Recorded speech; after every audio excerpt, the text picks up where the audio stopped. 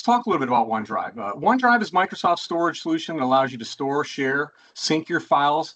They can be on your local device and in the cloud at the same time. This is typically how we like to set it up for all of our clients that we have at Netronom. That way, in the event that you can't get to the internet, you can still get to your files locally on your machine. So that's one of the great advantages I like about the tool. Actually have that on multiple devices, across all of your devices, mobile app, or mobile phone, even an iPad. You can have those on several devices. So it's really flexible as far as that goes.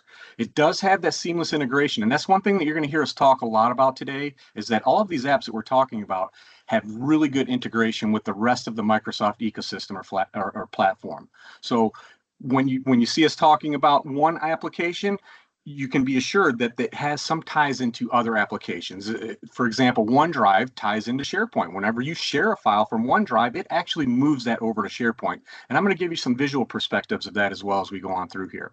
So strong security. Strong security is very important nowadays. We have to have everything be locked down tight. So Microsoft takes best effort approach to keep all of their applications safe.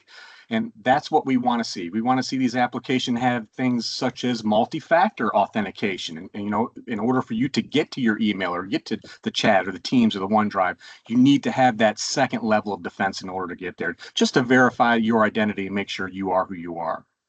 It comes with generous default storage. So as you heard Zane mention earlier, each license will come with 1 terabyte of storage. Now, that is pooled for your organization. So in your organization administrative console, if you had 10 people in there, you would multiply that 10 times the 1 terabyte. You actually have 10 terabytes for your organization.